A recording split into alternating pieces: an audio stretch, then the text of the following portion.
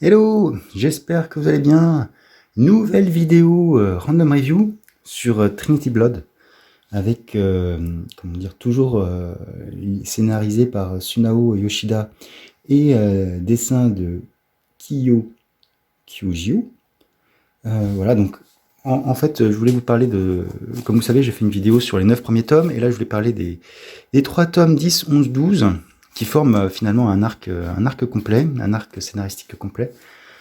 Alors, pour vous resituer, alors, il y a plusieurs points qui m'ont vraiment intéressé dans ces 3 arcs. Bon, déjà, comme vous pouvez voir, les couvertures, toujours aussi sublimes. Vraiment, elles sont très très belles.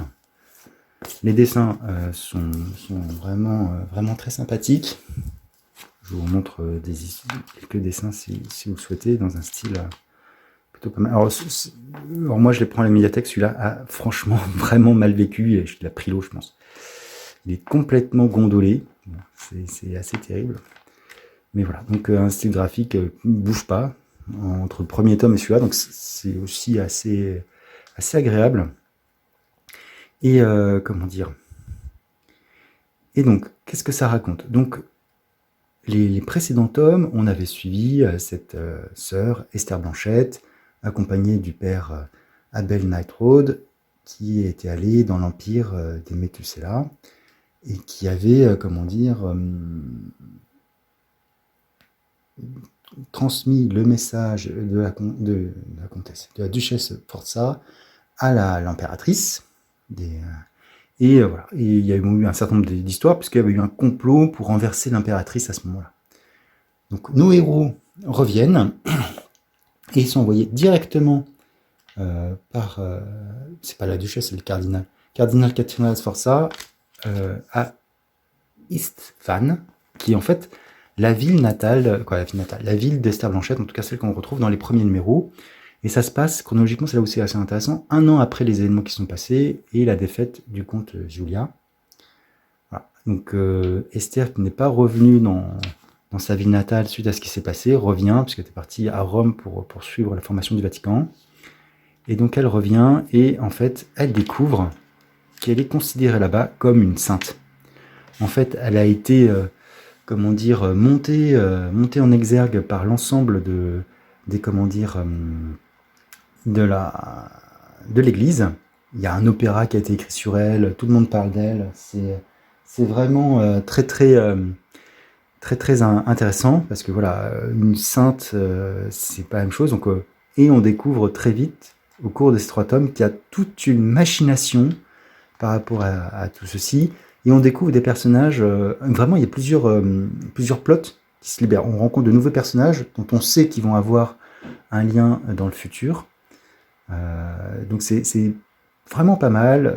Nouvel interlocuteur vampire aussi, voilà, qui est sur la couverture. Je ne vous spoil rien parce qu'en fait elle est directement sur les premières pages de cet arc. Voilà.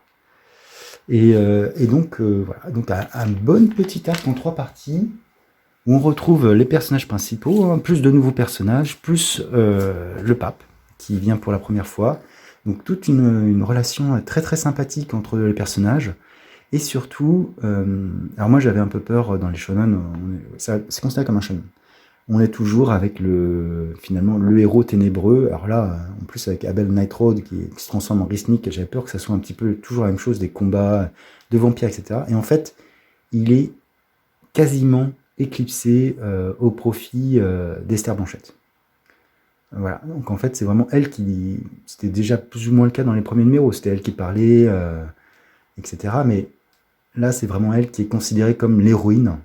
Et je trouve que c'est plutôt pas mal, parce que du coup on évite les clichés du shonen habituel avec des combats à rallonge, etc., des transformations, etc. Là on est vraiment sur autre chose, sur une personne qui n'a pas de pouvoir, mais qui a la foi et qui a envie de faire des choses les plus correctes possibles pour que tout le monde puisse être dans la paix. Donc c'est vraiment très bien. Donc voilà, donc je ne peux que vous conseiller, si vous avez l'occasion, de lire cette série. Je vais faire la suite, hein, des reviews jusqu'à la fin, hein, mais franchement, un manga que je trouve plutôt bien. Je suis agréablement surpris, j'avais des doutes, hein, comme je l'avais dit sur la première vidéo, sur les 2 premiers tomes. Doutes qui sont très vite envolés, et là, les machinations, alors même si ça reste classique, hein, je vais pas vous mentir, hein, les machinations sont peut-être un peu cousues de fil blanc, on devine vite ce qui se passe. Néanmoins, ça reste agréable à lire et suffisamment rythmé pour qu'on s'ennuie pas. Voilà. Bah, si vous avez aimé cette review, bah, n'hésitez pas à liker, disliker, hein, si ça vous a pas plu, à commenter si vous l'avez lu, et puis à vous abonner sur ma chaîne. Sur ce, je vous dis ciao!